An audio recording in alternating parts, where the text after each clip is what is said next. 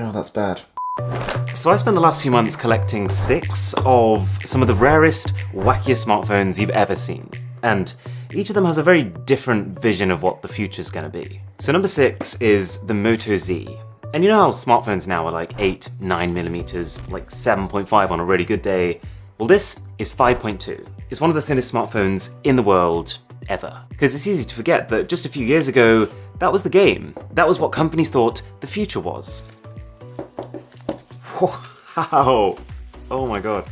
I'm gonna be honest with you. Holding this in my hands right now, I get it. Like, this doesn't even feel real. It feels like something's missing. It just so happens that for smartphones, being thin stopped being cool. Go back 7 years and every company was just out there trying to make every design slimmer than the last. I remember the day when if a company released a phone that was thicker than their last model, people would be like, what are you doing? They'd get booed off stage. It would look like they were moving backwards. So really, it was just a matter of time before someone had durability problems. And the iPhone 6 and iPhone 6 Plus were those phones. If you put enough pressure on the chassis, they could be bent in half. So almost overnight, the appeal of thin phones vanished. And so even though I am literally sitting here gawping at this phone, by the time the Moto Z came out, no one cared about thinness.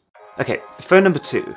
You know when I say the word foldable phone right now, you probably think of the Samsung Galaxy Z Fold 2 or the Motorola Razr, but just a few years ago, you would have thought of something closer to this. The ZTE Axon M. What ZTE thought at the time was the future.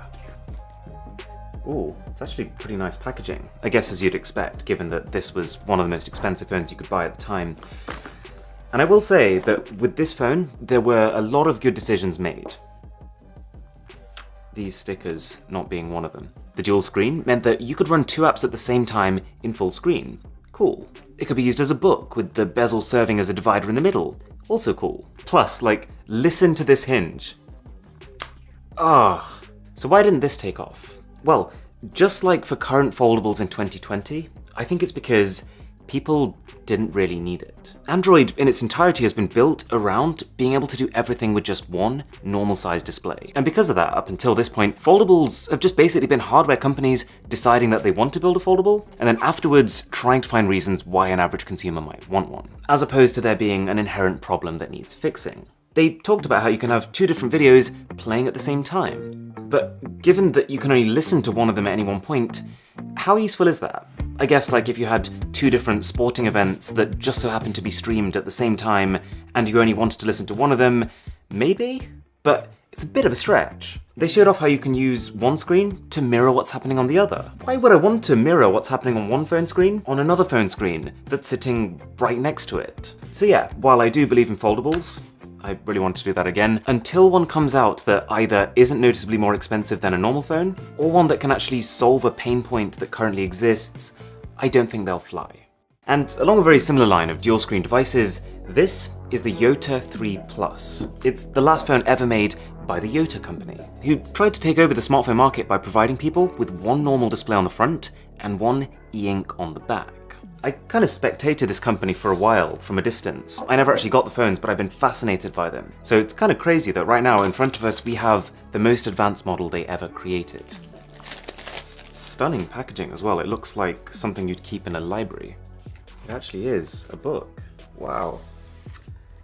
That's such an interesting way to present something. Let's just see if there's anything else interesting in here. No, it's pretty standard. Say what you will about the Yota company, but these guys had a vision. These guys really believed in e-ink, and I can see it. I can see the power of it. Instead of using a traditional display, for which each pixel needs to be individually and continuously lit, e-ink just basically pushes around these tiny little capsules of colour into whatever formation needed. And once they're in formation, not a single watt of power is consumed. And so if I drew something on an e-ink display, I could leave it on there for a year, and it would probably still be there when I came back. Plus, as a side benefit, do you know how normally your phone's display kind of fights with the sunlight? E-ink becomes more readable with sunlight. Imagine being able to do smartphone things like Google Maps navigation on a display that sips almost no power. It's tantalizing. But do you want to know the problem with this idea? It's the fact that it's Android.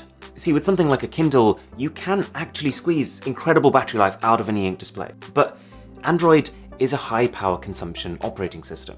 So even if you use your e-ink display, which uses a fraction of the power of your normal one, the rest of your phone, which is like 70% of your power usage, is still carrying on as normal. Your GPS, your data connection, your background apps, none of that stops. So you can probably imagine that the battery saving, the kind of main selling point of this whole concept, was not as revolutionary as initially claimed. And I've got a full video which actually talks about the mess that the Yota company got into, but for now, you can see why the concept failed. Okay, augmented reality, you probably have noticed, has been getting slightly better every year, slowly becoming something that, dare I say, is actually useful. Well, Google had this exact vision back in 2014. They saw that AR was going to be huge, and so they built an entire protocol to let companies build phones that were able to use it. Phones that were able to detect their exact position relative to the world around them. Google called it Project Tango. They basically said to companies, look, if you put these particular sensors on your phone in this particular way, then you can be Project Tango certified, and you'll be compatible with this upcoming world of AR. And Asus is one of the few companies that listened. This is actually one of the 2 devices ever released to support Project Tango, the Zenfone AR. So actually on the side you can see the Project Tango sticker there. It's quite a rare one. Surprise screen protector. Oh, it's actually a glass screen protector. Very fancy. You can tell that Asus, really put some care and love into this. Like, these are some nice looking earphones. There's something else in here as well. It's just a hard plastic case. On the face of it, the failure of Project Tango is confusing. It was backed by Google themselves, you can see why it's useful, and we use AR today. If Google already built this in 2014, then surely the AR we have today is based on that. Well, no, it's actually quite funny. So shortly after coming out with Project Tango and telling developers to start adopting it into their phones, Google realized that they could actually do the same thing without those extra sensors, and they ended up calling it AR Core. And that's what a lot of phones use today, which, as you can probably imagine, is not good news for Project Tango phones. I've been saving the best 2 till the end. This is a phone right here that I've been wanting to unbox since I saw it get announced back in 2013. This is the LG G Flex. Now, unlike the name suggests, it's not actually a flexible phone, unfortunately. But, see, it's curved. This phone is a perfect example of how in 2013, smartphone makers, they didn't have as much of a template as to how they needed to make their phone. The concept is actually quite simple. Your hands, your palms, are curved. Your face is curved. So let's build something that fits around it. I could totally imagine LG sitting there in a boardroom, scratching their heads thinking, this might be what people want? Maybe? Let's try it. Oh yeah, and the material LG ended up picking for the back of the phone heals itself. It has an atomic arrangement such that it sits in a really stable equilibrium. And if you disrupt that equilibrium slightly, it can bring itself back into equilibrium. In theory, at least. But let's try it. I'm just gonna give it a good old scratch with this knife. It's a very sharp blade. Don't wanna do this. It's a really rare phone. Okay. Oh no. Oh, that's bad. Okay. Take a look at that. Really quite a clear scratch. I'm gonna give it a rub and see what happens. 12 seconds later. I think the thing to take from this is that it's not amazing. However, what makes this better is the fact that we have a second phone, the LG G Flex 2. And the cool part about this is they basically took the self-healing capabilities of the first phone and supposedly made it better.